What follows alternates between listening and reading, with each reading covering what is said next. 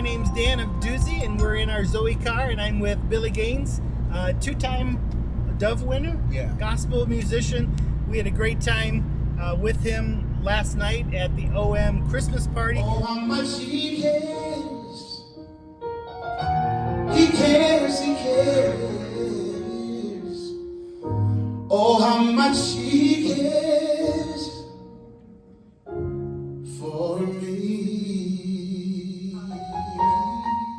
Musician, you know rhythms, but what are the rhythms we need in our life? And he's been preaching it to me here in the car, and I would love you to hear just a little bit of this. Can you tell us about rhythms, Billy? Yeah, well, what I was sharing earlier was that one of the things that the Lord has taught me is to give Him the first fruits of my day by seeking Him in prayer and hearing His voice only. The first thing I want to do, I want to hear His voice by His Word and by prayer, by thanksgiving, and by remembrance, and by rehearsing the goodness of God.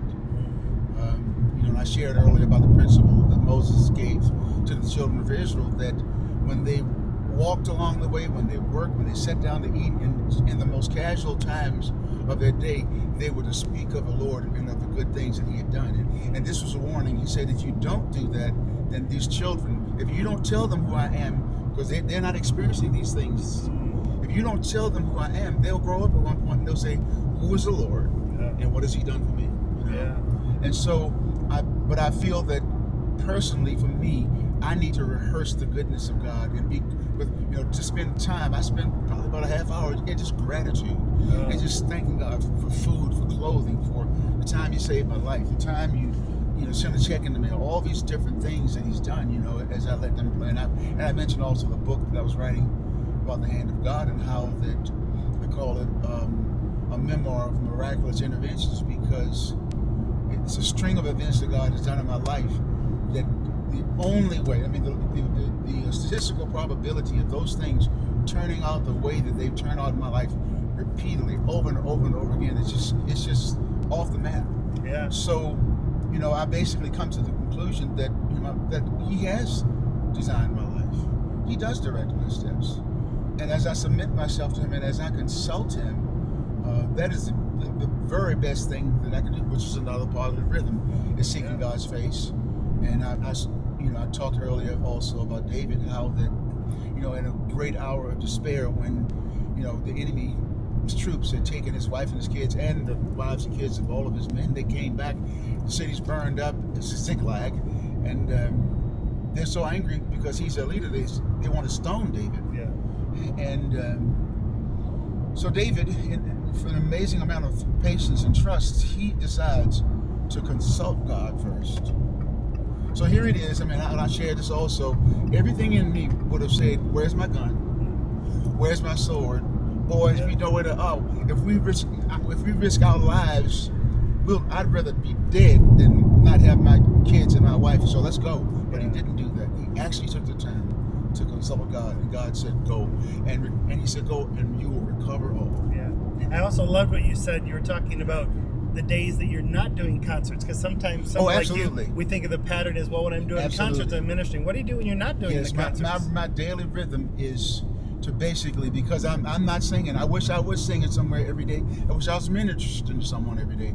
But I decided what I would do is I would give the Lord a concert every day, because no matter what, He loves to hear my voice, and especially when I'm praising Him. And I say, in a very elementary way, I practice my scales, and I do all these technical things,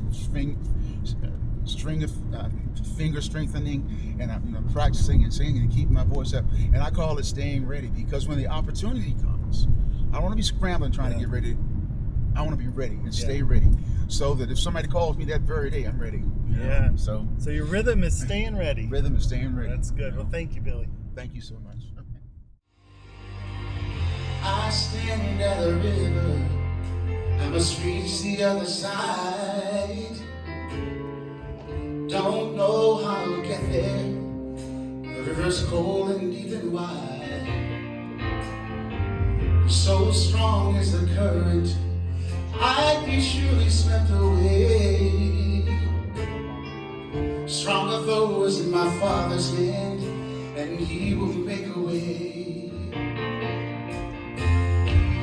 This trial is that river I've learned from the last time that I reached the other shore. On the other side of this trial, I'll be a better man. I will know the sweet deliverance of my Father's mighty hand.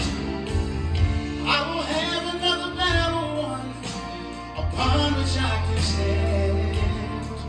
I'll grow closer to my Savior as I trust His masterful plan, and I will know Him better. I will be better.